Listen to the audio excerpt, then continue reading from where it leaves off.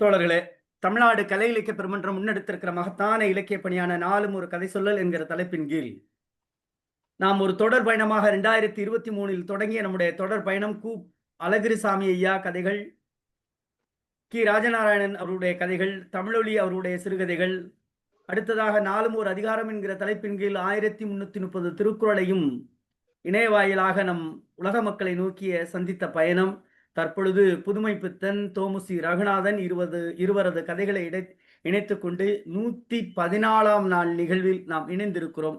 தோழமைகளே, ஆளுமைகளே, இன்றைக்கு நம்முடைய புதுமை பித்தனுடைய கதையை சொல்லுவதற்காக இணைந்திருக்கக்கூடிய பேராசிரியர் வணக்கத்துக்குரிய ஐயா முனைவர் சுப காளிமுத்து அவர்கள் இணைந்திருக்கிறார்கள். ஐயா அவர்கள் எங்களுடைய ஸ்ரீ சேவகன் அண்ணாமலை கல்லூரியுடைய தமிழ் உயராய்வு மையத்தில் உதவி பேராசிரியராக பணியில் தன்னை அர்ப்பணித்துக் கொண்டிருக்கிறார். குறிப்பாக நாடக கலையில் மிக ஆர்வம் மிக்கவர். நாடகங்களில் குறிப்பாக நாரதர் கதாபாத்திரத்தை ஏற்று இடி முழக்கம் ஒழுங்குகிற தர்க்கமாய் இலக்கியம் பேசுகிற ஆளுமை. அதை காட்டிலும் எளிய மனிதர், மாணவர்களோடு இயல்பாகவும் நெருக்கமாகவும் இருக்கக்கூடிய ஒரு அணுக்க தொண்டர். அதை காட்டிலும் நம்முடைய தமிழ்நாடு கலை இலக்கிய பெருமன்றத்தினுடைய காரைக்குடி கிளையினுடைய பெருமை மிகு உறுப்பினர். ஒவ்வொரு கூட்டத்திலும் தவறாது பங்கேற்கிற மிகப்பெரிய ஆளுமை, நல்ல சிந்தனையாளர், நெடிய வாசிப்பாளர். கல்லூரியில் தன் பணி நேரம் போக எதையாவது ஒரு புதிய சிந்தனையை எழுதி கொண்டிருக்கக்கூடிய நல்ல படைப்பாளி. என் மனம் நிறைந்த இனிய நண்பர், எங்கள் கல்லூரியினுடைய முன்னாள் மாணவர். இப்படி வரிசையாக அடுக்கிக் கொண்டே போகலாம். அதை காட்டிலும் கூடுதலான செய்தி, பேராசிரியர் மு பழனி ராகுலதாசன் என்கிற என்னுடைய பேராசிரியருடைய நெருக்கமான அடியார் நம்முடைய பேராசிரியர் ஐயா முனைவர் காளிமுத்து அவர்கள் இன்றைக்கு நாம் கதை சொல்லுவதற்காக சொன்ன பிறகு அவங்களே வந்தாங்க. ஐயா, என்னையா எங்களுக்கெல்லாம் கதை சொல்றதுக்கு வாய்ப்பு இல்லையா ஐயா அப்படின்னு சொன்னாங்க.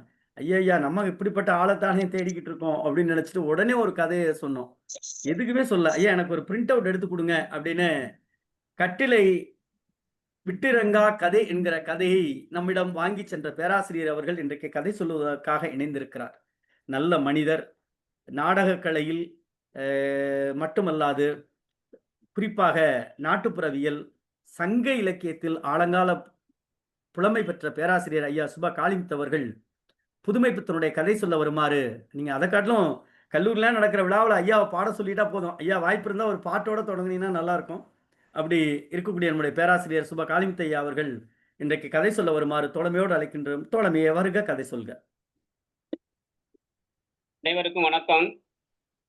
பெருந்தே நிறைக்கும் நரைக்குந்தர் பிடிய வருக, முழுஞான பெருக்கே வருக, பிறைமொழி பெம்மான் முக்கட் சுடர் கெடுநல் விருந்தே வருக, மும்முதற்கு வித்தே வருக, வித்தின்றி விளைந்த பரமானந்தத்தின் விளைவே வருக, பழமறையின் குருந்தே வருக, அருள் பழுத்த கொம்பே வருக, திருக்கடைக்கண் கொளித்த கருணை பெருவெள்ளம் குடைவார் பிறவி பெருமினிக்கோர் மருந்தே வருக, பசும் குதலை மழலை கிளியே வருகவே, மலையது வசன் பெற்ற பெருவாழ்வே வருக வருக என அனைவரையும் வரவேற்று, இந்த இனிய வேளையிலே தமிழ்நாடு கலை இலக்கிய பெருமன்றம் நடத்தும் தோமுசி மற்றும் புதுமை பித்தன் சிறுகதைகள் நாளும் ஒரு கதை 114வது நாள் நிகழ்வு கட்டிலை விட்டு இறங்காத கதை இனிதே தொடங்குகிறது. இந்த நம்ம சிறுகதை என்று சொல்லும்போது, புதுமை பித்தன் மற்றும் தோமுசி சிறுகதைகள் என்று சொல்லும்போது, நவீன இலக்கியங்களின் முத்தாய்ப்பான கதைகள் நம்முடைய புதுமை பித்தன் சிறுகதைகள் மற்றும் தோமுசி ரகுநாதன் ஐயாவுடைய சிறுகதைகள் அடங்கும். அந்த வகையிலே பார்க்கும்போது, நம்முடைய கட்டிலை விட்டு இறங்காத கதை எந்த ஒரு முருகனையாவே சொல்லுவாங்க. அடிக்கடி எங்க கல்லூரியில இந்த சிறுகதை போட்டி இதெல்லாம் நடத்தி ஐயா அவர்களை மதிப்பீடு செய்யும் போது சிறுகதையை எழுதுறவங்களுக்கு சொல்லுவாங்க, சிறுகதை என்பது சிறுகதை வாசிப்பாளனுடைய கண்களிலே இருந்து ஒரு சொட்டு கண்ணீராவது வர வேண்டும், அதுதான் நல்ல சிறுகதை. இல்லாட்டினா கன்னத்திலே அரைந்தது மாதிரி இருக்க வேண்டும் என்று சொல்லுவார்கள். அல்லது இதயத்தை தொட்டவாறு ஒரு கதை இருக்க வேண்டும். அப்படிப்பட்ட கதைகள் காலம் காலமாக நிலைத்து நிற்கும். அப்படி இல்லாத கதைகள் புற்றீசல் போல் வளர்ந்து அன்றாடம் மறையும், புற்றீசல் போல் மறைந்துவிடும் என்று ஐயா முருகன் ஐயா அவர்கள் சொல்லுவார்கள். அந்த விதத்திலே இந்த கதையை பார்க்கும்போது, கட்டிலை விட்டு இறங்காத கதை என்று பார்க்கும்போது, என்ன கட்டிலை விட்டு இறங்காத கதை அப்படின்னு பார்க்கும்போது, நம்ம சிறுகதைக்கு தலைப்பு வைக்கிறதே ஒரு பொருத்தமான பெயரா வைக்கணும். இன்று சினிமாக்களுக்கு பேர் வைப்பாங்க. பேர் வச்சா அந்த சினிமாவுக்கு அந்த பட பேருக்கு ஏதாவது தொடர்பு இருக்கும். அது மாதிரி இந்த சிறுகதையை நான் ஐயாட்ட அன்னைக்கு நன்றி சொல்லணும். அன்னைக்கு நான் கேட்டோடனே எனக்கு மறுதளிப்பு இல்லாமல் உடனே எனக்கு அந்த பிரிண்ட் அவுட் எடுத்து கொடுத்து, ஐயா நீங்கள் வாங்க பேசுங்க அப்படின்னு சொல்லி எனக்கு வரவேற்பு கொடுத்து மறுப்பு இல்லாமல் கொடுத்தாங்க. ஐயா அவர்களுக்கு முதற்க நன்றி தெரிவித்துக் கொண்டு, கலை இலக்கிய பெருமன்ற நிர்வாகிகள் அனைவருக்கும் என்னுடைய இதயம் கலந்த மனமார்ந்த நன்றிகளை தெரிவித்துக் கொண்டு நான் கதைக்குள்ள போறேன். ஐயா எவ்வளவு நிமிஷம் எடுத்துக்கண்ணா? ஐயா கதை 30 நிமிஷத்துல இருந்து 30 நிமிஷத்துக்குள்ள முடிச்சிட்டீங்கன்னா நல்லது. வேணா ஒரு 5 நிமிஷம் கூட எடுத்துக்கலாம். சரிங்க, நன்றி நன்றி. இது கட்டிலை விட்டு இறங்காத கதை. இது என்ன தலைப்பு இப்படி இருக்கேன்னு யோசிச்சு பார்த்துட்டு ஆரம்பத்துல இருந்தே படிச்சுட்டு வந்தேன். படிச்சுட்டு வரும்போது கடைசியில ஒரு மகாராஜாவுக்கு 56,000 மனைவிமார்கள், அதுக்கு இரட்டிப்பான வைப்பாட்டிமார்கள். இந்த வைப்பாட்டிமார்களுக்கெல்லாம் குழந்தை இருக்கு. ஆனா தன்னுடைய பட்டத்து மகரிஷிகள் யாருக்கும் ஆண் வரிசை இல்லை. அப்ப இந்த அந்தணர்கள் அவர்கள்லாம் வந்து கூப்பிட்டு ஆலோசனை நடத்தி, என்னுடைய சப்ரமஞ்சம் ஒரு தொட்டில் சிறக்க, ஒரு கட்டில் சிறந்த தொட்டில் சிறக்க ஒரு ஆண்மகு வேண்டும் என்று சொல்லி இந்த அந்தணர்கள் எல்லாம் கூப்பிட்டு ஒரு ஆலோசனை நடத்துறாரு. அப்படின்னு சொல்லும்போது அதுல ஒருத்தர் வந்து, உங்களுக்கு சப்ரமஞ்ச கட்டில் சாபம் இருக்கிறனால தான் அந்த வடதிசையில இருக்கக்கூடிய கட்டில், சப்ரமஞ்சம் என்ற கட்டில் சாபத்துக்கு ஆட்பட்டு இருக்கு. அதை நீங்க என்ன பண்ணணும்னா அதை அகற்றிட்டு அந்த கீழ் திசையில இருக்கக்கூடிய அந்த சந்தன மரங்களும் கருங்காலி மரங்களும் பின்னி பிணைந்து கிடைக்கின்றன. இந்த வட திசையில இருக்கக்கூடிய அந்த கட்டிலை நீக்கிவிட்டு அந்த கீழ் திசையில இருக்கக்கூடிய சந்தன மரங்களும் கருங்காலி மரங்களும் பின்னி பிணைந்து கிடைக்கின்றன. அதில் இருந்த மரத்தை எடுத்து வந்து நல்ல விஸ்வகர்மாவை அழைத்து நல்ல ஒரு சப்ரமஞ்சம் அமைத்து காலை நீட்டி படுக்க வைத்தால், உங்களுடைய பட்டத்தரிசியை படுக்க வைத்தால் 10 மாதத்தில் ஒரு ஆண்மகவு பிறக்கும் என்று கடைசியா அந்த செய்தியை ஒரு அந்தணர் மூலமாக சொல்ல வைக்கிறாங்க. இந்த கதை எப்படி ஆரம்பிக்குது அப்படின்னா, இந்த 37வது முத்து மோகனவல்லி அப்படி ஒரு பதுமை தான் கதை சொல்ற மாதிரி கதை ஆரம்பிக்குது. அது எப்படி இந்த கதை அவங்களுக்கு எப்படி கிடைச்சிச்சு அப்படின்னா, பாளையங்கால் என்ற இடத்துல அவங்க குளிச்சுக்கிட்டு இருக்காங்க. குளிச்சுட்டு இருக்கும்போது முதுகு தேய்ச்சி குளிச்சுக்கிட்டு இருக்காங்க. அப்ப சில ஏடுகள்லாம் அவங்க பக்கத்துல மிதந்து வருது. என்ன இப்படி ஏடுகள்லாம் மிதந்து வருது அப்படின்னு சொல்லி எடுத்து சேகரிச்சு பார்க்குறாங்க. சேகரிச்சு பார்த்ததுல ஒரு கதை இருக்கு. அந்த கதை என்ன கதைன்னா, அதுதான் இந்த கட்டிலை விட்டு இறங்காத கதை. அதுல அந்த முன்னுரைகள் எல்லாம் இல்லை. ஒரு 10 ஏடுகள் கூட இல்லை. அதுக்கு நான் சாட்சி இல்லை. இதுக்கு ஆதாரம் என்ன இருக்கு அப்படின்னு கேட்டா, அதுக்கும் ஆதாரம் இல்லை அப்படின்னு சொல்லிட்டு அந்த அம்மா 37வது பதுமை முத்து மோகனவல்லி அப்படிங்கிற ஒரு பதுமை கதை சொல்லுவதாக அமைகிறது. அது எப்படி ஆரம்பிக்கிறாங்க அப்படின்னா, இந்த போஷராஜன் அப்படிங்கிற ஒரு அரசன் ஜெப தவங்களெல்லாம் முடிச்சு அவங்க சிங்காசனத்துக்கு வர்றாங்க. நடை போட்டு வர்றாரு ஒரு மந்திரியாரோட. அப்படி வரும்போது அந்த 37வது படிக்கட்டு அங்கே வரும்போது அந்த ராஜாவுடைய நிழல் பட்டு அந்த 37வது படிக்கட்டில் இருக்கக்கூடிய அந்த 37வது முத்து மோகனவல்லி என்கிற அந்த மங்கை பதுமை அந்த நிழல் பட்டு அரசனுடைய நிழல் பட்டு கையை காட்டி மறிச்சு நிறுத்துறாங்க. அப்படி நிறுத்தும் போது அவங்க என்ன சொல்றாங்கன்னா, 37வது படியின் மீது அவள் கால் நிழல் பட்டவுடன் முத்து மோகனவல்லி பதுமை என்ற 37வது பதுமை அட்டகாசமாய் சிரித்து, வாரில் போச மகாராஜரே, உமக்கு இந்த சிங்காதனம் அடுக்குமோ? இது விக்ரமாதித்த ராஜாவானவர் பட்டி என்கிற மந்திரியோடு காடாறு மாதமும் நாடாறு மாதமும் 62,000 வருஷம் வரை மனுநெறி மறவாது புலியும் புல்வாயும் ஓரிடத்து உரையும் வெற்றி வலுவாது அபேதமாக அபூர்வமாக அட்டமா திக்குகளையும் கட்டியாண்டு மூட்டை பூச்சிக்கும் முறைமை வலுவாது நடந்தமை அறியீரோ. அந்த மகாராஜனுடைய கீர்த்த வல்லவங்களிலே 1000ல் ஒரு பங்காவது உமக்கு உண்டோ என்று கைமறித்த அந்த போஜராஜனை வழிமறித்து அந்த விக்ரமாதித்தனுடைய பட்டி என்ற மந்திரியாரோடு எப்படி அவன் அரசாட்சி பண்ணான் அந்த புகழ் கீர்த்தி அல்ல 1000ல் ஒரு பங்காவது இந்த இடத்துல அரசாட்சியில இருக்கா அப்படின்னு சொல்லி வழிமறிச்சு அந்த போசராஜ மன்னனை வழிமறிச்சு கேட்குறாங்க. அப்படி கேட்கும்போது அவர் என்ன பண்றாரு போசராஜன் என்ன மூட்டை பூச்சிக்கும் முறைமை வலுவாது நெறித வலுவாது அரசாட்சி பண்ணாங்கன்னா என்ன அப்படின்னு சொல்லி அவன் திகச்சு அவனுடைய மந்திரியார்கிட்ட கேட்குறான். எப்போதுமே அந்த காலத்துலலாம் கூட இருக்கக்கூடிய மந்திரிகள் தான் அறிவாளியா இருப்பாங்க.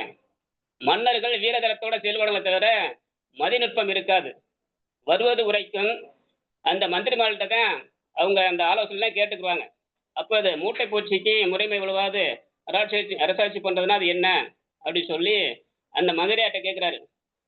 அந்த மந்திரியார் என்ன பண்றானா, கோச மகாராஜனும் ஓஹோ இதேது அதிசயமாக தோணுது, மூட்டை பூச்சிக்கு முறைமை வலுவாத செங்கோலானது என அதிசயித்த அன்று இரவு தான் நடுச்சாமத்திலே பேயும் உறங்கும் நள்ளிரவிலே தன் பட்ட மகரிஷியானவள் சப்ரமஞ்சத்திலே தாதியர் சிலர் வீசவும் சிலர் பன்னீர் தெளிக்கவும் உறக்கம் செய்து சமயத்திலே ஓகோ என பறைத்தபடி ஊர் பேய் பிடித்தவள் போலவும் உன்மத்தம் கொண்டவள் போலவும் பூக்கள் இட்டு ஓட தான் வீரவாள் எடுத்து அந்த கிரகத்தில் அந்த நேரத்தில் ஆரோ ஒழித்து பிரவேசித்து என் பட்டத்திராணியே பாக்கிய வள்ளியே நாட்டின் குலக்கொழுந்தே என்ன உனக்கு சம்பவித்தது என்று கேட்டு பதில் வராததனால் கட்டளை தடவி மூட்டை ஒன்று விழித்து நிற்க கண்டு கட்டை விரலால் நசுக்காமல் கட்கத்தினால் கொன்ற சேதி நினைவுக்கு வர திகைத்து பதைத்து அருகில் நின்ற மந்திரி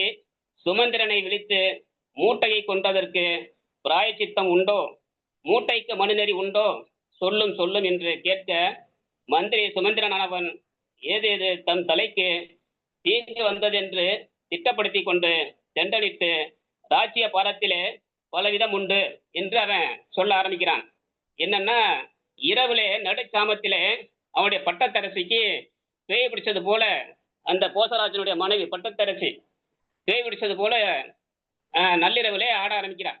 அப்பதான் இந்த வசனத்தை எல்லாம் சொல்லி அவர் கேட்கிறாரு, உனக்கு என்ன சம்பவித்தது அப்படின்னு சொல்லி கேட்டுட்டு இருக்கும் போதே மூட்டை பூச்சி அப்படி கட்டில தடவுறாரு.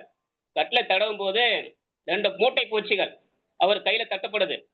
அந்த தட்டப்படும் போது அந்த 2 மூட்டை பூச்சி கையால் நசுக்கி கொண்டுறாரு. கொன்றதுக்கு அப்புறம் தான் இந்த மூட்டை பூச்சியை கொன்றதற்கான எதுவும் பாவம் உண்டா அப்படின்னு சொல்லி தன்னுடைய மந்திரியார்கிட்ட சுமேந்திரன்கிட்ட கேட்கிறாரு. அப்பதான் அவன் சில விஷயம் நம்மளுடைய பணிக்கு ஏதாவது ஆபத்து வந்துருமோ என்று எண்ணி அவன் பேச ஆரம்பிக்கிறான். இப்பேற்கொத்த அதிசயங்களையும் சொல்லற்கு ஒத்த அதிமோகன பதுமை இருக்கும்போது பறை அறைந்து பார்ப்பனர்களை கூட்டுவித்து சாஸ்திர விசாரம் செய்து தேவரீர் திரு நேரத்தை வீணாக்குவாரும் உண்டோ? நான் சுமந்திரன் அல்லவா, அப்பேற்கொத்த ஆலோசனை சொல்லுவேனா என்று தலைவணங்கி நின்றான்.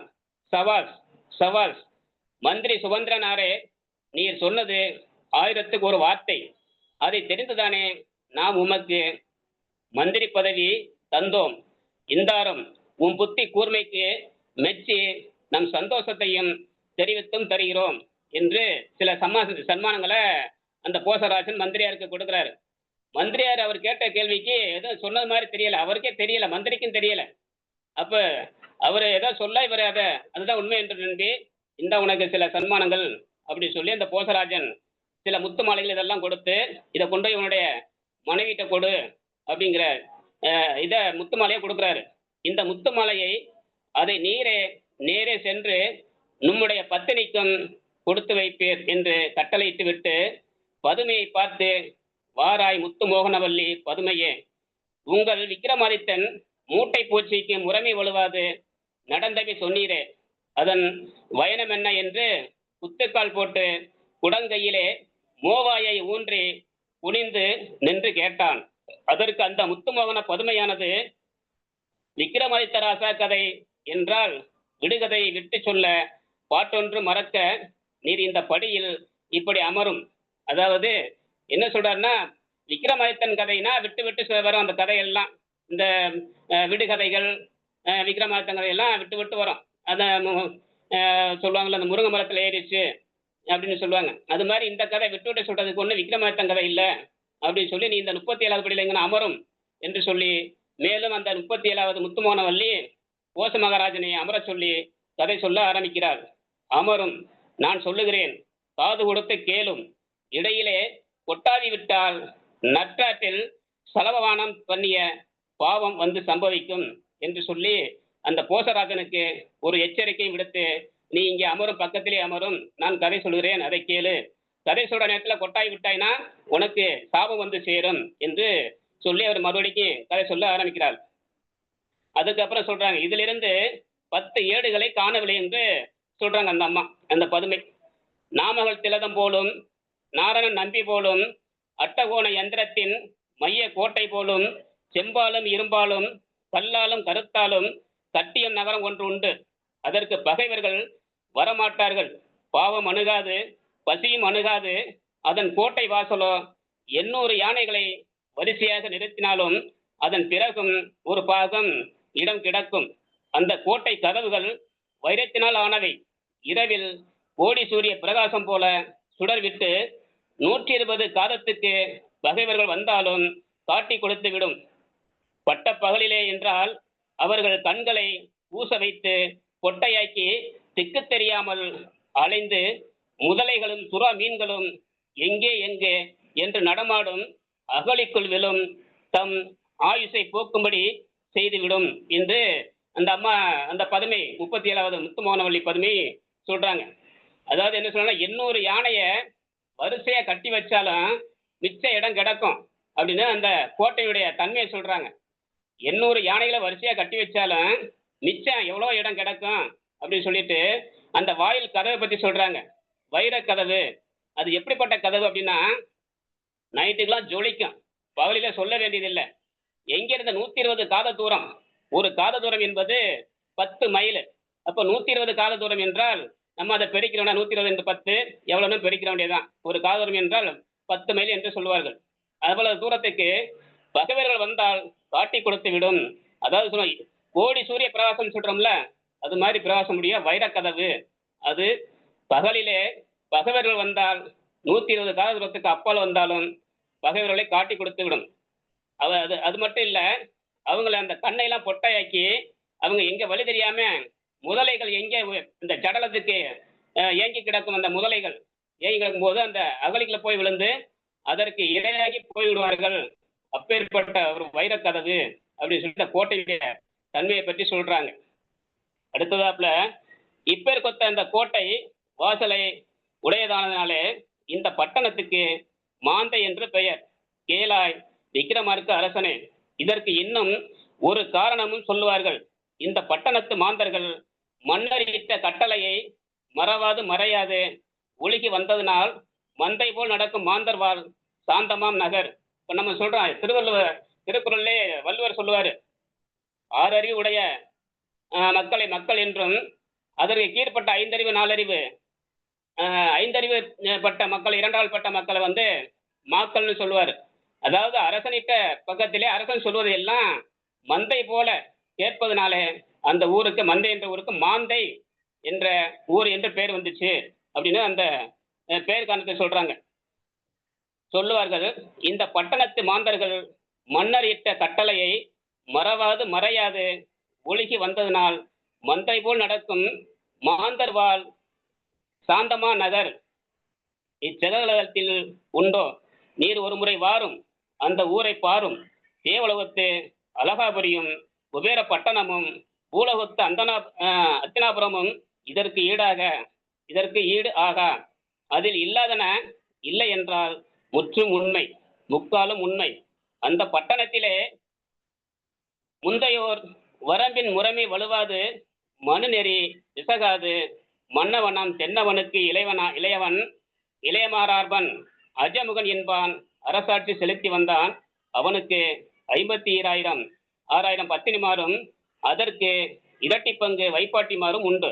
அதான் நான் கடைசியில் சொன்னேன். இந்த கட்டிலை விட்டு இறங்காத கதை அப்படின்னு சொல்லும்போது, இந்த கட்டில் எங்கே வருது, எப்படி வருது அப்படின்னு சொல்லும்போது தான் இந்த அஜமகராஜாவுக்கு 56,000 மனைவிமார்கள், அதற்கு இரட்டிப்பான வைப்பாட்டிமார்கள் அப்படின்னு அதுல அந்த கதையில சொல்றாங்க.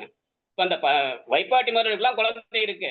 ஆனா அந்த 56,000 பட்டத்தரசிகளுக்கு குழந்தை இல்லை, ஆண் வாரிசு இல்லை அப்படின்னு சொல்லி அந்த கதையை சொல்றாங்க. அந்த முத்துமோகனவள்ளி சொல்ல ஆரம்பிக்கிறாங்க. அப்பதான் அவர் என்ன பண்றாரு, போஜ மகாராஜன் என்ன பண்றாருன்னா, அவர் ஒரு ஆலோசனை கூட்டத்தை கூட்டுறாரு.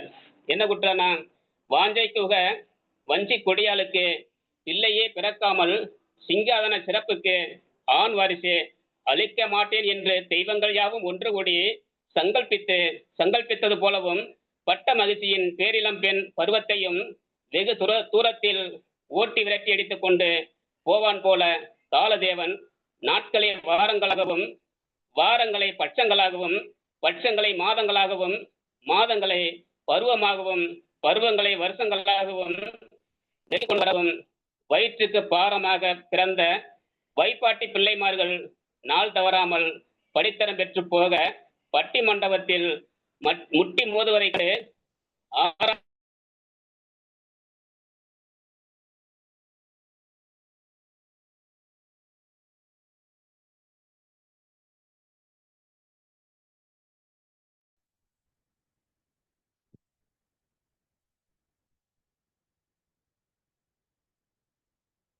வேண்டும்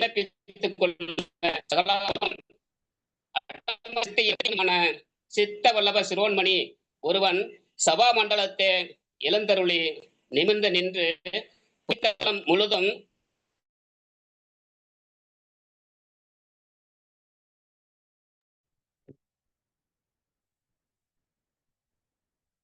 கலிமுத்தையா கேட்கல.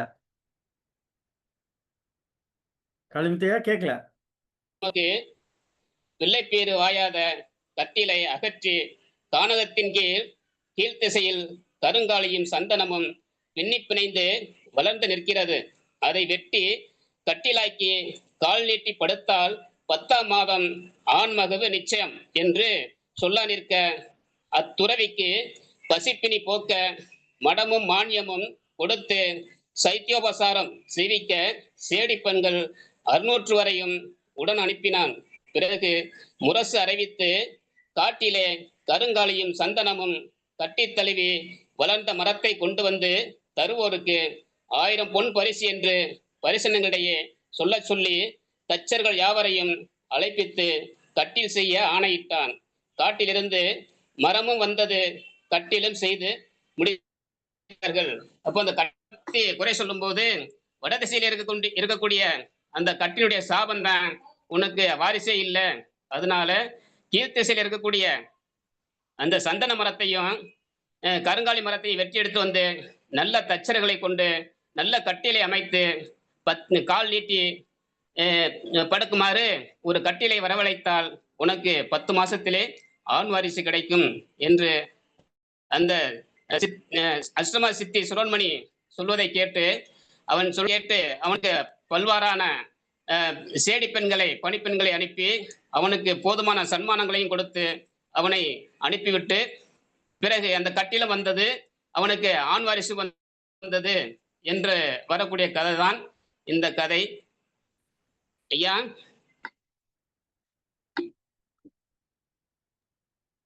முடிச்சு இந்த கட்டிலுக்கான கதை இதோட முடியுது. அப்பொழுது ஆணைத்தான் கட்டிலிருந்த மரமும் வந்தது, கட்டிலும் செய்து முடித்தார்கள்.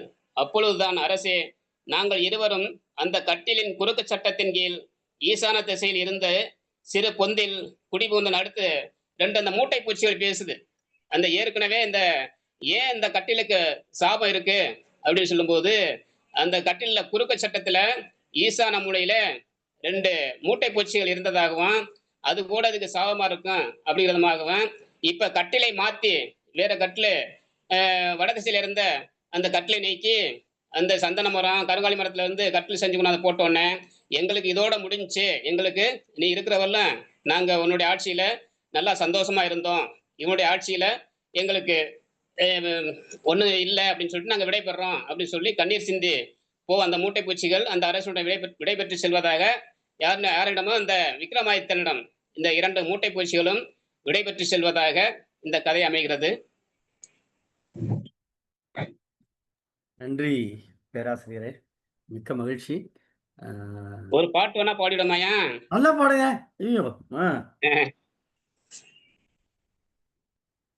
சத்தியமே லட்சியமாய் கொள்ளடா,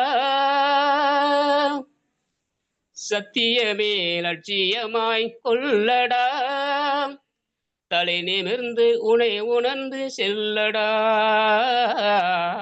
சத்தியமே லட்சியமாய் செல்லடா, தலை நிமிர்ந்து உனை உணர்ந்து செல்லடா, தலையிலிருந்து உனை உணர்ந்து செல்லடா.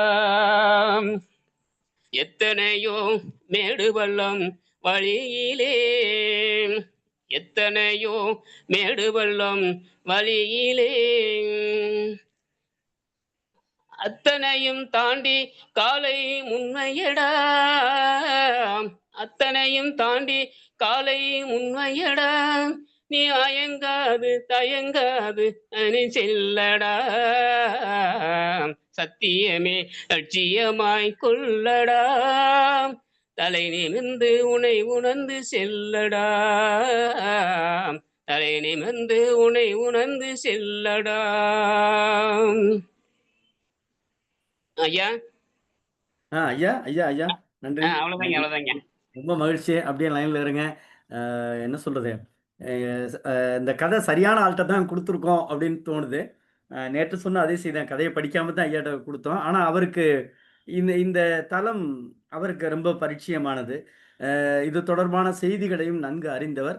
அதனால் இந்த கதையை சரியாக உள்வாங்கி கொண்டு கடத்தியிருக்கிறார். அதற்காக பேராசிரியருக்கு இந்த அவையின் சார்பாக முதலிய வாழ்த்துக்கள். வழக்கம் போல பின்னூட்டத்தை தொடங்கி வைக்கிற நம்முடைய சாத்தூர் கணேசனார் அவர்கள் பின்னூட்டத்தை தொடங்கி வைக்கவும். ஐயா வாழ்க வளமுடன். வணக்கம் பேராசிரியர். வணக்கம் ஐயா. வணக்கம் வணக்கங்க. வணக்கம் ஐயா. காளிமுத்து ஐயா முனைவர் அவர்கள் ரொம்பவும் இந்த கதையை பேராசிரியர் சொன்ன மாதிரி இதை உள்வாங்கி கொண்டு மிகவும் சிறப்பாக சொன்னார்கள்.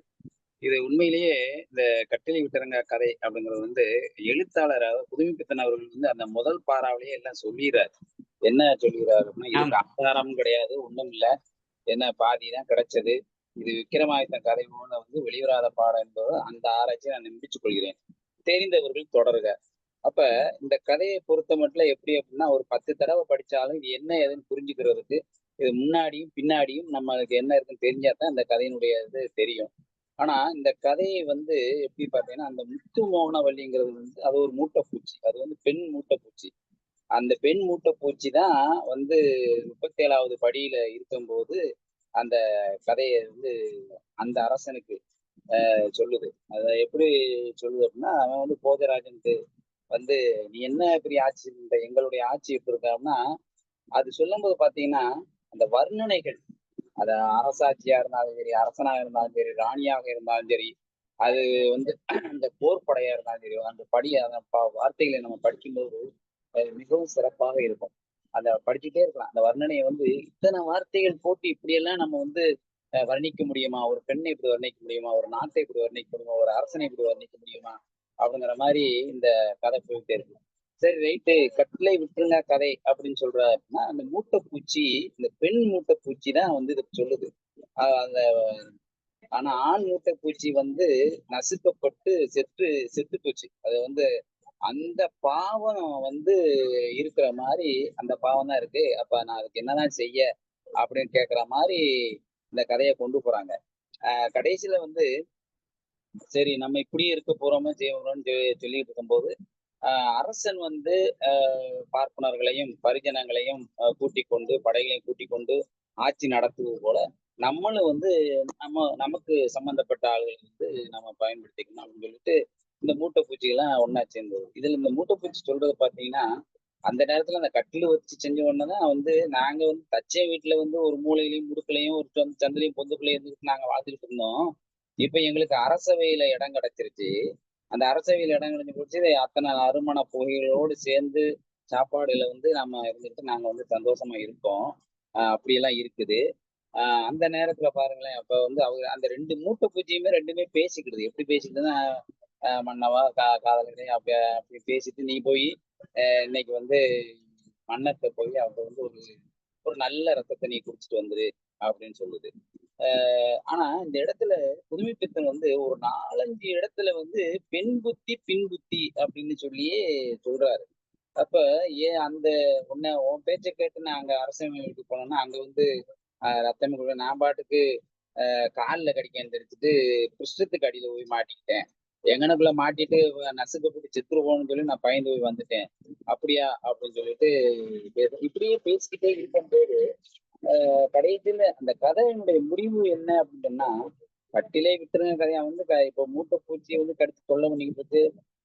அந்த அரசிக்கும் வந்து இந்த மாரி வந்து துள்ளி துள்ளி எழுந்த உடனே, சரி அது மூட்டை பூச்சி தான் இருந்திருக்கு அப்படின்னு சொல்லிட்டு, கடைசியில மன்னன் என்ன செய்றான், எல்லாத்தையும் கூட்டிட்டு வந்து இப்ப சொல்றாங்களே, இப்ப வந்து நம்ம வள்ளல்கள்ல நம்ம கேள்வி மனுநீதி சோழன் வந்து இப்ப கன்று கன்றுக்குட்டிய தாய் வந்து தாய் பசு வந்து அழுதோன்னா வந்து கன்றுக்குட்டிக்கா மகனை தேடிட்டு கொன்ற மாரி, இந்த இதுல என்ன அப்படின்னு சொன்னா, இப்போ ஒரு இது இருக்குது.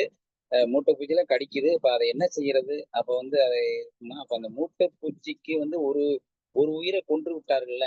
அப்ப அதுக்கு வந்து ஒரு நீதி வேணும் அப்படின்னு சொல்லி முடிக்கிற மாரி பண்றாங்க. ஆனா இவங்க என்ன செய்யறாங்கன்னா, அந்த கட்டில்ல வந்து நெறைய மூட்டை பூச்சிலாம் கலந்து சேர்ந்து போயிருச்சு. அந்த மூட்டை பூச்சிகள பூரா கொன்றே ஆக வேண்டும் அப்படின்னு சொல்லி வெந்நீ வைக்கிறதுக்கு ரெடி பண்றாங்க. வெந்நிய வச்சு ஊத்தி விடுவாங்கல்ல, அந்த மாரி கட்டில்ல பூரா ஊத்தி விட்டு அப்புறம் கொல்றதுக்கு பண்றாங்க. ஆனா அந்த இது வேண்டாம். அப்ப அதுவும் வந்து ஒண்ணு வந்து அதனுடைய இடத்துல இருந்திருக்கு. நம்ம வந்து இது பண்ணிட்டோம். அப்ப வந்து அத காப்பாத்தணும் அப்படிங்கிறதுக்காக அந்த வேண்டான்னு சொன்ன மாரி இந்த கதைய எடுத்திருக்காங்க. ஆனா உண்மையிலேயே ஒரு 10 தடவையாச்சும் இந்த கதைய படிக்கணும். 10 தடவையும் படிச்சுட்டு, ஏன்னா படிச்சாத்தான் அதனுடைய கருத்துக்கள் வந்து நம்ம புரிஞ்சுக்கிட முடியும். ஆனா இதை தவிர்த்து எழுத்தாளரே இத பத்தி சொல்லிறாரு. கதை வந்து இப்படித்தாங்க. ஏன்னா காலும் இல்ல, தலையும் இல்ல. அது இப்ப வந்து அது கிடைக்கவும் இல்ல. என்னுடைய ஆராய்ச்சி இவ்வளவுதான். இதுக்கு மேல உங்களுக்கு தெரிஞ்சதுன்னா நீங்க வந்து தொடர்ந்து படிச்சுக்கங்க, பண்ணிக்கங்க அப்படின்னு சொல்லி அவர் வந்து கை கழுவிட்டு போன மாரி இத சொல்லியிருக்கிறார் அந்த ஃபர்ஸ்ட் பாராவிலேயே. அப்ப இந்த கதை வந்து ஒரு நீதியை சொல்வதற்காக ஒரு அரசவையா இருந்தாலும் சரி, அரசாட்சியா இருந்தாலும் சரி, அதுலயுமே அந்த கோட்டை அந்த பாத்தீங்கன்னா அதெல்லாம் ரொம்ப ஆச்சரியமான விஷயமா இருக்கும். அத வந்து அத வைரக்கற்கள் பதித்த செல்வமா அந்த மாதிரி இருக்கு. படைகளுக்கு வந்து ரொம்ப தூரத்துல இருந்து வர்றவங்களுக்கு கூட அவ்வளவு வெளிச்சம், அவன் இந்த வர்றான் அப்படின்னு நம்ம கண்டுபிடிச்சிடலாம். அதே மாதிரி பக்கத்துல பகல்ல வந்துட்டான்னா அவனுக்கு பூரா கண்ணு பூசி இந்த அகழியில விழுந்துருவான். இப்படி எல்லாம் வந்து அந்த வர்ணனை பாருங்க. அது வந்து ராணியை பத்தி வர்ணிக்கிறது அப்படித்தான், அரசனை பத்தி வர்ணிக்கிறது அப்படித்தான், நாட்டை பத்தி வர்ணிக்கிறது அப்படித்தான். ஒவ்வொரு வார்த்தையிலையும் நம்ம பார்த்துக்கிட்டே இருக்கோம். இது என்ன கட்டில விட்டு இறங்க கதை அப்படின்றது வந்து திருப்பியும் வந்து அவங்க வெந்நி வச்சு ஊத்தி அந்த கட்டில ஒண்ணும் பண்ணல. திருப்பி அந்த இதுல குடியே இருக்கிறாங்க. இது 2 மூட்டை பூச்சிகள், 2 மூட்டை பூச்சிகள் வந்து ஒண்ணு இந்த முத்து மோனவள்ளி ஒண்ணு, இன்னொன்னு வந்து அவருடைய வீட்டுக்காரர் தான். ஆனா அவர் வந்து நசுக்கி அதாவது கட்டத்தில் நசுக்கி கொன்றார்கள். அந்த பாவம் பிடிச்சிருச்சு அப்படின்னு சொல்லி. அப்போ இவங்களுக்கு இந்த கட்டில வந்து மாத்தி போடணும். பிள்ளையே இல்ல அப்படின்னு சொன்னா கட்டில மாத்தி போடணும்னு சொல்லிதான். நீ வந்து வடக்கு திசையில போட்டு வச்சுட்ட அந்த இதுல, ஆனா உனக்கு பிள்ளை கிடைக்கல. நீ வந்து சந்தனமும் கீழ் திசையில சந்தனமும் கருங்காலி மரத்தை வெட்டிட்டு வந்து கட்டில் செஞ்சு போட்டேன்னா, 10வது மாதத்துல கால் நீட்டி படுத்தா போதும். 10வது மாதத்துல வந்து உங்களுக்கு குழந்தை பிறக்கணும் அப்படின்னு சொல்லி அந்த சிரோன்மணி அந்த ரிஷி முனிவர் அவர்கள் சொல்லிடுறாங்க. அதன்படி எல்லாம் செஞ்சு எல்லாம் பண்ணி முடிச்சிடுறாங்க. அந்த நேரத்திலயும் வந்து அந்த இது வந்து ஒரு சொல்லுது வருங்க. நான் என்ன செய்ய, அவங்க 2 பேருமே சல்லாபத்துல ஈடுபட்டுட்டாங்க. அவங்க கட்டுல நான் வந்து ராணியுடைய மோதிரத்துல போய் நான் இருந்துக்கிட்டேன். நல்ல வேளை தப்பிச்சு மோதிரத்துல போய் இருந்துக்கிட்டேன். மோதிரத்துல இருந்துட்டேன். அப்போ வந்து மோதிரத்துல இருந்து இவங்க என்ன செய்றாங்க, அந்த அந்த கடிக்கக்கூடிய தன்மை வந்து மோதிரத்துல போய் மாட்டிக்கிடுச்சு. அங்கிருந்து இருக்குது. அப்ப கட்டில வந்து அவர்கள் தேடிக்கொண்டிருந்தார்கள். அத வந்து அந்த வார்த்தையை வந்து எவ்வளவு வந்து சூசுகமாக எழுத்தாளர் வந்து சொல்றாங்க. தேடிக்கொண்டிருந்தாருன்னா கட்டுல அவர் 2 பேருமே சல்லாபத்தில் ஈடுபடுறது வந்து அந்த கட்டுல அங்கிட்டு இருக்கா இங்கிட்டு இருக்கான்னு தெரியாம அவங்க சல்லாபத்தில் ஈடுபட்டிருந்தாங்க. அதனால நான் கொஞ்சம் தப்பிச்சுட்டேன் அப்படிங்கிறது. பிறகு இதெல்லாம் வரும்போது இந்த பெண் மூட்டை குச்சி சொல்லுது. இந்த அங்க போய் குடிச்சிட்டு வாங்க, இங்க போய் குடிச்சிட்டு வாங்க அப்படின்னு சொல்லுது. இது இப்படியே அவருடைய கதை போக கொண்டிருக்குது. இருந்தாலும் அந்த ஒத்த மூட்டை பூச்சிக்கு அந்த மன்னவனால் ஒரு நீதி முறைமை தவறாது நீதி வழங்குற மாதிரி அதை இது பண்ண வேண்டாம். அதை நீங்க அந்த கட்டிலேயே அவ குடியிருந்து போட்டோம் அப்படின்னு சொல்ற மாதிரி இந்த கதையை முடிச்சிருக்காங்க. என்னை பொறுத்தவரை நான் படித்த வகையில் இதை நான் புரிந்து கொண்ட அளவு இந்த கதையினுடைய அமைப்பு இதுதான் என்று நினைக்கின்றேன். மற்றவர்களுடைய கருத்துக்களை நான் கேட்டுக்கொண்டு சொல்லிட்டேன். வாழ்வளமுடன், வணக்கம், வாழ்த்துக்கள். ஐயா அவர்களுக்கு நன்றி. புரொஃபசர் காளிமுத்து ஐயா அவர்களுக்கு நான் முதலாக அவருடைய கதை சூழலை கேட்கிறேன். அடிக்கடி அவர்கள் வர வேண்டும். நிறைய கதைகளில் கலந்து கொண்டு எங்களோடு தொடர்ந்து பயணிக்க வேண்டும் என்று அன்போடு கேட்டுக்கொள்கிறேன். அருமையாக சொன்னீர்கள் ஐயா. வாழ்க வளமுடன், வணக்கம், வாழ்த்துக்கள். நன்றி சாத்தூர் சிங்கக்குட்டி அவர்களே. நவநீத கிருஷ்ணன் தோழர்.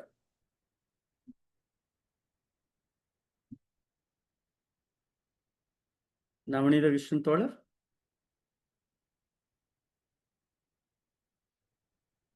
நவநீத கிருஷ்ணன் தோழர். கலிம்தையா, நீங்க மைக்க ஆன் பண்ணாம பேசிட்டு இருக்கீங்க. நீங்க கடைசியா பேசுங்க, உங்களுக்கு வாய்ப்பு தரப்படும். கலிம்தையா, கடைசியா பேசுறதுக்கு வாய்ப்பு, கடைசியா பேச வாய்ப்பு தரப்படும். நவநீத கிருஷ்ணன் தோழர். அனைவருக்கும் வணக்கம். உண்மையிலே அந்த கதை தோழர் நம்ம பேராசிரியர் காளிமுத்தையா சிறப்பாக சொன்னாங்க. இந்த கதை ஏற்கனவே ஒரு ஏடில் கிடைச்சதுன்னு அவர் அறிமுகப்படுத்திருக்காரு. ஏடில் கொஞ்சம் கிடைச்சிருக்காரு. அந்த கதை உண்மையிலேயே இந்த விக்ரமாத்த கதை நம்ம சின்ன வயசுல அம்புலி மாமா கதைகளை படிக்கும்போது படித்த கதையில தொடர்ச்சியாக இந்த கதையை பார்க்குறேன். மிகுந்த சிறப்பாக சொன்னாங்க. வாழ்த்துக்கள். நன்றி தோழமையே. அரச்செல்வியம்மா. அனைவருக்கும் வணக்கம். இன்றைய கதை சொல்லி மிகப்பெரிய ஆளுமை நமது ஒருங்கிணைப்பாளர் ஐயா அவர்கள் அவரை பற்றி சொல்லிய போது நான் தெரிந்து கொண்டது அவர் மிகப்பெரிய ஆளுமை. அவர் கதை சொல்ல ஆரம்பிக்கும் போது அந்த குரல்ல என்ன ஒரு வேகம் இருந்ததோ, சுறுசுறுப்பு இருந்ததோ, அது கடைசி வரைக்கும் இருந்துச்சு. இந்த கதையை பார்த்துட்டு பக்கத்தை பார்த்தவங்க யாரும் கொஞ்சம் எடுக்கிறதுக்கு யோசிப்பாங்க, ஐயோ அப்பா இவ்வளவு பெரிய கதையா இருக்கேன்னு. நம்ம சாத்தூர் ஐயாவே சொன்னாங்க, ஒரு தடவைக்கு 10 தடவை படிச்சாதான் புரியும்னு. அப்படிப்பட்ட ஒரு கதையை தானே முன்வந்து நான் கதை சொல்றேன்னு சொல்லிட்டு இந்த கதையை அவரு சொல்றேன்னு முன் வந்தது உண்மையே நமக்கு எல்லாம் அவரை பாராட்டுறான்லாம் சொல்ல முடியாது. நமக்கு ஒரு வழிகாட்டியா இருக்காருன்னு தான் சொல்ல முடியும். எந்த கதையாக இருந்தாலும் எடுத்து சொல்லலாம் அப்படின்றதுக்கு நமக்கு ஒரு வழிகாட்டியா தான் ஐயா இருக்காரு. கதையை உண்மையிலே உள்வாங்கணும். அதை உள்வாங்கி அதை வெளிப்படுத்துறது ஒரு கலை. அது ஐயா ரொம்ப அழகா சொன்னாங்க. நீங்க சொல்ல சொல்ல அதை என்கிட்ட புஸ்தகம் இருந்தாலும் நான் இன்னைக்கு படிக்க முடியல என்னால. நீங்க சொல்ல சொல்ல உங்க முகத்தையே தான் பார்த்துக்கிட்டு இருந்தேன். எப்படி விடாம ஒரு சின்ன ஒரு குரல்ல ஒரு தயக்கம் கிடையாது, ஒரு தவறு கிடையாது. வார்த்தைகள் உபயோகித்த வார்த்தைகள்ல கடகட கடகடன்னு அது பாட்டு கதை வந்துகிட்டே இருந்துச்சு. கேட்டுக்கிட்டே இருந்தேன். ரொம்ப நல்லா இருந்துச்சு. சில கதைகளை கேட்கும் போது கற்பனை திறன் வளரும். எல்லா கதைகளுமே கற்பனை திறன் வளர்க்கக்கூடிய கதைகள். அது செல்லுலயோ டிவிலயோ பார்க்கல, புஸ்தகத்துல மட்டும்தான் படிக்கும் போது நமக்கு கற்பனை திறன் வளரும். அது நீங்க சொல்லும் போது அப்படியே அது ஓடிக்கிட்டே இருந்துச்சு. ஆனா ஒரு அருமையான கதையை நீங்களா முன் எங்களுக்கு சொன்னதுக்கு உண்மையிலே நாங்க ரொம்ப சந்தோஷப்படுறோம். இந்த மன்றம் ரொம்ப பெருமைப்படுது. நீங்க சொன்ன கதையில கருத்தெல்லாம் சொல்ல முடியாதுங்க ஐயா. உங்கள் கதை சொன்ன விதம் எங்களுக்கு ஒரு பாடம். அருமையாக இருந்தது. அடுத்து இந்த கதை அம்புலி மாமா புஸ்தகம் நாங்கெல்லாம் சின்ன பிள்ளையா ஒரு 6வது 7வது படிக்கும்போது ஆளுக்கு 5 காசு 10 காசு போட்டு அந்த புஸ்தகமே 20 பைசா தான் இருக்கும். 3 பைசா 2 பைசா கொடுத்தவங்கலாம் இருக்காங்க. அதெல்லாம் போட்டு அந்த புஸ்தகத்தை வாங்கி நான் முதல்ல படிக்கிறேன், நீ முதல்ல படிக்கிறேன்னு சண்டை ஒருத்தர் படிங்க எல்லாரும் கேட்போன்ட்டு அதுல வரைஞ்சிருக்க படத்தை பார்க்க அவ்வளவு போட்டி. அதுல இந்த கதைகள்லாம் சுருக்கமா கொடுத்திருப்பாங்க. அதுல ஒரு நீதி கதை இருக்கும். அந்த நீதி அந்த கதையோட நீதியை எடுத்துப்போம். கடைசியா அது புஸ்தகத்திலே ஒரு நீதி அப்படின்னு சொல்லிட்டு அது இதன் மூலம் நம்ம தெரிஞ்சுக்கிறதுன்னு கொடுத்திருப்பாங்க. அந்த ஒரு இளமைக்கால ஒரு இதை இந்த கதை ஞாபகம் ஊட்டியது. அருமையான கதை. நல்ல வேளை இன்னைக்கு எனக்கு உடம்பு முடியல, ஆனாலும் தொடர்ந்து 4-5 நாளா என்னால இலக்கிய மன்றத்துல பங்கெடுத்துக்க முடியல. இன்னைக்கு உட்காந்தே ஆகணும்னு பார்த்தேன். இன்னைக்கு வரலன்னா ஐயாவோட கதை சொல்றதை கேட்கறதுக்கு ஒரு வாய்ப்பு இல்லாம போயிருக்கும். நல்ல வேளை இன்னைக்கு ஒரு அருமையான வாய்ப்பை எனக்கு கிடைத்தது. ஐயா அவர்களுக்கு எனது வணக்கத்தை தெரிவித்துக் கொள்கிறேன். வாய்ப்புக்கு நன்றி, வணக்கம். நன்றி சகோதரி. ஆ, நன்றி சகோதரி. அடுத்ததாக பேராசிரியர் அருமை தம்பி முனைவர் இளங்கோ அவர்கள்.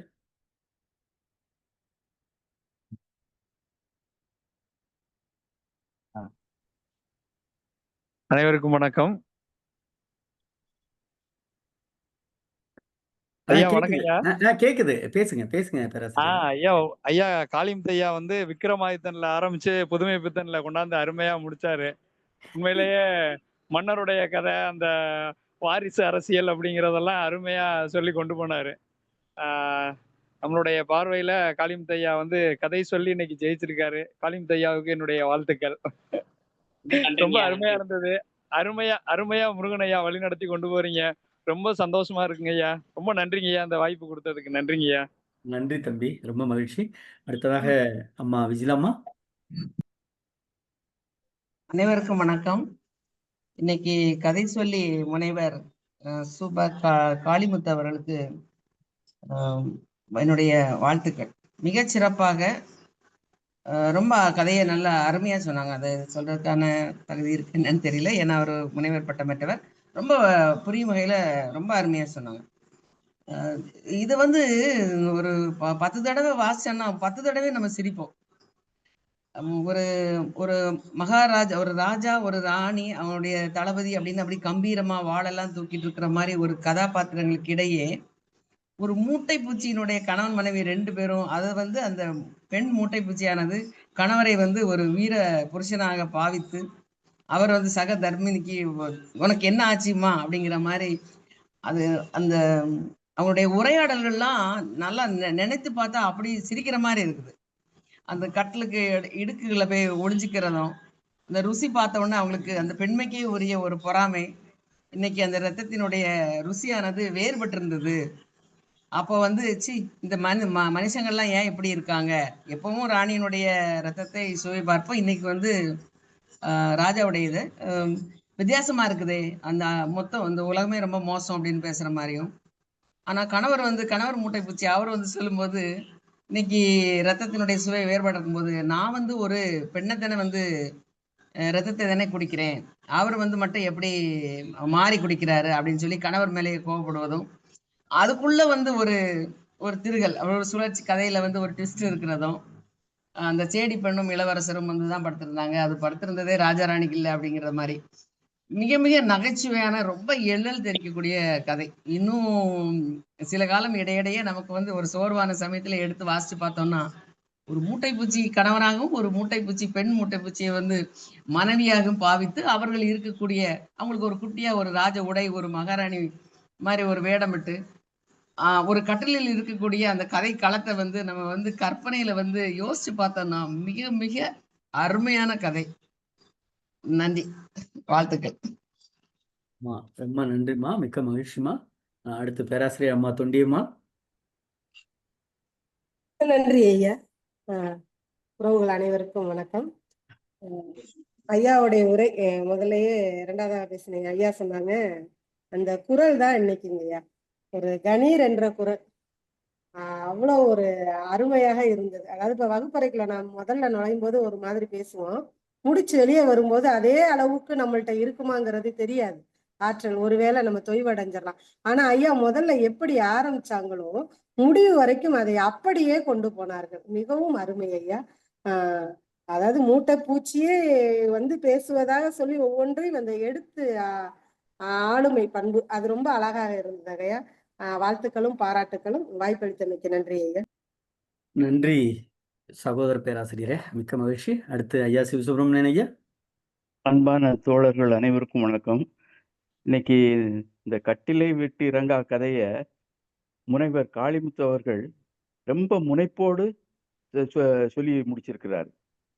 அவரை பார்க்கும்போதே அவருடைய தோற்றம் வந்து ஒரு ஞானப்பழம் மாதிரி இருக்கு. அதாவது அந்த கதை சொல்லிய விதத்தால் அவருக்கு மரியாதையாக வணக்கம் செலுத்த வேண்டும் என்றே தோன்றுது. மிக்க வணக்கமே, நெஞ்சார்ந்த வணக்கம். கதை அருமையாக சொல்லி முடிச்சிருக்காங்க. இதுல 1-2 மட்டும் சொல்லுது. அதாவது புதுமைப்பித்தனே அந்த ஏடுகளெல்லாம் தண்ணியில வந்தது ஒண்ணுக்கு பாதியா கிடைச்சிச்சு அப்படின்னு சொல்லி பதிவு செய்கிறார். இந்த ஏடுகள் நமக்கு தமிழ் இலக்கியங்கள் நிறைய ஏடுகள் எல்லாம் இந்த மாதிரி வெள்ளத்துல போய் அடி அதாவது சிலர் சூழ்ச்சியினாலதான் அந்த மாதிரி ஏமாந்துருக்காங்க.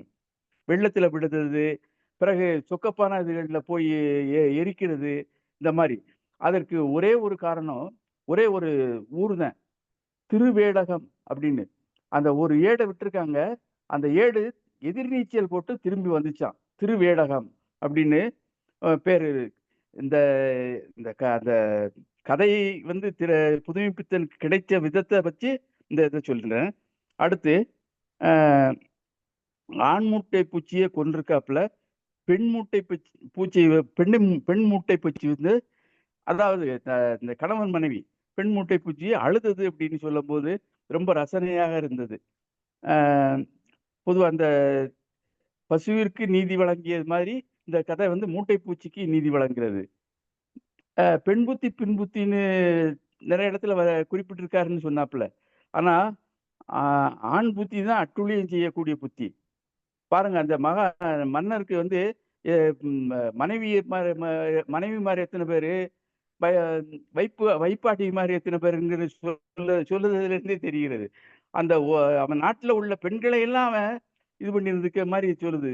அதனால ஆண் அரசன் அட்டுழியம் செய்யக்கூடியவனாக இருந்திருக்கிறான் அப்படிங்கிறத சொல்லக்கூடியது. பெண் புத்தி பின் புத்தி இல்லை, அது பின் புத்திங்கிறதுக்கு வேற விளக்கம்லாம் சொல்லுவாங்க. அது அடுத்து கட்டில். ஆமா, கருங்காலி மரத்தினால சந்தன மரத்தினால கட்டில் செஞ்சா படுத்தா, அதுல அந்த கட்டில படுத்தா 10வது மாசத்துல ஆண் குழந்தை கிடைக்கும் அப்படின்னு சொல்லுறது. அது கட்டுக்கதை, அது ஒரு கற்பனை இல்லை, கட்டுக்கதை தான். இந்த ஒய் குரோமோசோம் ஆண் குழந்தைக்கு ஆதாரமான ஒய் குரோமோசோம்கள்லாம் அறியாத காலத்தில் இப்படி ஒரு பிதற்றல் அப்படின்னு சொல்ல தோன்றுகிறது. ஒரு அந்த அந்த காலத்துல இந்த மாதிரி கதைகள் சில வந்திருக்கிறது. அவ்வளவுதான். ரொம்ப அதையும் புதுமைப்பித்தன் விடாமல் நமக்கு அளித்துள்ளார். அவருக்கு நன்றியையும் தெரிவித்துக் கொள்ளலாம். வாய்ப்புக்கு நன்றி, வணக்கம். நன்றி தோழமையே, மிக்க மகிழ்ச்சி. காளிமுத்தையா, நீங்க எதுவும் நிறைவா எதுவும் சொல்றீங்களா? ஏன்னா அடுத்து நீங்க பேசின பிறகு பொதுச் செயலாளர் ஐயா சொன்னதுல ஒரு சில வார்த்தைகள் சொல்லுங்க. ஐயா சாத்தூர் ஐயா சொன்னது போல 10 முறை படித்தாலும் புதுமைப்பித்தன் கதைகள் வந்து அவ்வளவு சீக்கிரம் விளங்காது. ஆனா நான் ஐயா நீங்க முருகன் ஐயா அன்னைக்கு நீங்க வாங்க அப்படின்னு சொல்லி சொன்னோன்னே நானும் சரி கதை தானே சொல்லிட்டு சீக்கிரமா நானும் யோசிக்காம பொறுப்பை ஏற்றுக்கிட்டேன். கதையை வாங்கி படிச்சதுக்கு அப்புறம் தான் தெரியுது ரொம்ப அதுக்குள்ள உள்ள நெருடல்லாம். ஐயா சொன்னது மாதிரி 10 நாள் படித்தாலும் முடியாது. நான் இன்னைக்கு பூரா வேற எந்த வேலையுமே ஏற்றுக்கல. வந்து கல்லூரியை விட்டு வந்து 2, 3, 4 மணி நேரம் திருப்பி படித்தேன். ஒவ்வொரு பேராவா திருப்பி படித்தேன். படிச்சதுக்கு அப்புறம் தான் எனக்கே கொஞ்சம் விளங்குச்சு. சாத்தூர் ஐயா சொல்லி அந்த மூட்டை பூச்சிங்கிற பெண் அப்படின்னு சொன்னோம்னா அந்த கருத்துரை சொல்லும்போது அந்த சிறுகதையுடைய முழுமையான பொருளும் நமக்கு வெளிப்படும். அது மாதிரி இப்போ நம்ம கல்லூரியில எல்லாம் நாங்கள் வந்து இந்த படைப்பாற்றல்னு வச்சிருப்பாங்க. அதுல சிறுகதை படைத்தல் இருக்கும். அப்ப பிள்ளைகிட்டெல்லாம் போய் பசங்கள்ட்டெல்லாம் போய் கதையை சொல்லிட்டு இதுக்கு தலைப்பு வை, நான் கதையை சொல்லிடுறேன், நீ தலைப்பு கொடுக்கணும்னு சொல்லி சொல்லுவோம். இப்போ கதையை சொன்னோம்னா அந்த கதைக்கு தொடர்பான அந்த தலைப்பெல்லாம் வைப்பாங்க. அப்ப அதெல்லாம் நம்ம அதெல்லாம் எடுத்தாங்க. படைப்பாற்றல் இதெல்லாம் இப்போ 2 வருஷமா எடுத்துட்டாங்க. இப்போ அதெல்லாம் நமக்கு அந்த இதெல்லாம் நமக்கு ஒரு வாய்ப்பா இருந்துச்சு. அது இன்னைக்கு நம்ம ஐயாட்ட இந்த பொறுப்பை ஏற்றுக்கிட்டோமே, இவ்வளவு கதை கடினமா இருக்கே அப்படின்னு நினைச்சுக்கிட்டு இதை 4 மணி நேரமாவது உட்காந்து படிச்சா தான் நமக்கு ஓரளவாவது சொல்லலாம் அப்படின்ட்டு எனக்கு ஒரு உட்காந்து நான் வந்ததுல இருந்து 4:30க்கு வந்தேன். 4ல இருந்து இந்த கதையை தான் படிச்சுக்கிட்டு இருக்கேன். அது ஐயா அழகா சொன்னாங்க, 10 முறை படிச்சாலும் புதுமைப்பித்தன் கதைகள் புரியாது அப்படின்னு சொன்னது இப்பதான் எனக்கு விளங்குச்சு. இந்த வாய்ப்பை வழங்கிய கலை இலக்கிய பெருமன்றத்தினுடைய நிர்வாகிகள், எனக்கு வாழ்த்துறை வழங்கிய பெரியோர்கள், நான் சின்ன மன்றமா இருக்குன்னு பார்த்தேன், ரொம்ப பெரியவங்கலாம் இருக்கீங்க, ரொம்ப சந்தோஷமா இருக்கு. ஒரு இவ்வளவு பெரிய களத்திலே நம்ம அந்த சிறுகதை பேசியிருக்கிறதுக்கு எனக்கு ரொம்ப மன திருப்தி, ரொம்ப ஆனந்தமா இருக்கு. ஐயா சிவசுப்பிரமணிய ஐயா பேசுனது, அந்த அம்மா பேசுனது, இளங்கோ ஐயா சொன்னது, கருத்துரை சொன்ன ஐயா சாத்தூர் ஐயா அனைவருக்கும் என்னுடைய மீண்டும் ஒரு நன்றி தெரிவித்துக் கொண்டு நன்றிங்கய்யா. நன்றி. நம்முடைய அடுத்ததாக நீங்க அப்படியே இருங்க, பொதுச் செயலாளர் பேசுவாங்க. நிறைவாக நம்முடைய தமிழ்நாடு கலை இலக்கிய பெருமன்றத்தின் பொதுச் செயலாளர் தோழமை மிக்க மருத்துவர் தா அறமையா அவர்கள் நிறைவாக.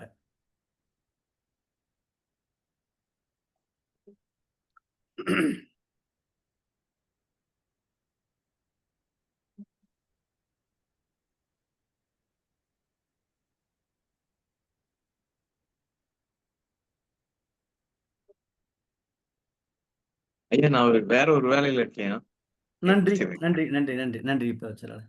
தோழர்களே, ரொம்ப மகிழ்ச்சியா இருக்கிறது. இன்றைய நாள் ஒரு இனிய நாள் அப்படித்தான் நம்ம பார்க்கிறோம். இந்த கதை நம்முடைய விஜிலா தோழர் சொன்னது போல ஒரு எள்ளி நகையாடுகிற நல்ல நகைச்சுவை ததும்புகிற ஒரு மிகப்பெரிய ஒரு கதை.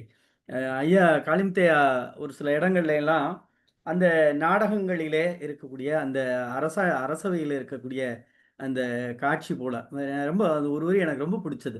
புவித்தலம் முழுவதும் கவித்தொரு குடைக்கீழ் செவித்தலம் தண்ணீர் பவத்துயர் கேளாது செங்கோல் நாடாத்தும் அப்படின்னு அந்த தொடங்குகிற வரிகள்லாம் பார்த்தீங்கன்னா ஒரு ஒரு என்னடா அது மனுஷன் எப்படி இருக்குன்னா கடைசியில் பார்த்தா ஒரு 2 மூட்டை பூச்சிகள் உள்ள பிரச்சனை தான் அப்படிங்கிற மாதிரி இந்த கதை ஒரு எல்லலோடு இருக்கக்கூடிய கதை. குறிப்பாக எல்லலோடு இருந்தாலும் இந்த மன்னர்களை சாடுகிற கதை. அதுக்கு நிறைய பேர் பின்னூட்டம் சொல்லிட்டாங்க. என்ன அப்படின்னா, பெரும்பாலும் இந்த மக்கள் எதை நோக்கி ஓடுகிறார்கள் என்றால் ஆண் வர்க்கம் எதை வேணாலும் செய்யலாம், என்ன வேணாலும் பண்ணலாம், யாரை வேணாலும் எப்படி வேணாலும் பண்ணலாங்கிற ஒரு அகம்பாவ வாழ்வியல் முன்பு இருந்ததாகவே நாம் பார்க்கிறோம். அது ரொம்ப முக்கியம். அது என்ன சொல்றது, ஏன்னா நாம இலக்கியம் பாடம் நடத்துறதுனால நமக்கு தெரியும் ஒரு மன்னனுக்கு 1000 மனைவி இருந்தான்னு சொல்றாங்க. ஆனால் ஒரு பெண்ணுக்கு 1000 கணவன் இருந்தான்னு எங்கேயும் கதையை காணும். அப்படின்னா இது ஒரு பெரிய முரண்பாடு. இது அவையில சொல்றதுக்கு கொஞ்சம் கோபம் கூட வரலாம், என்ன இப்படி பேசுறாரு. உண்மை அதுதான். ஆணுக்கு 1000 மனைவிகள்னா இந்த சமூகம் கதையை ரசிக்கிறது. எத்தனை மனைவி வேணாலும் இருக்கலாம் அப்படின்னா இது என்ன ஒரு ஒரு கூச்ச சுபாவம் இல்லையா?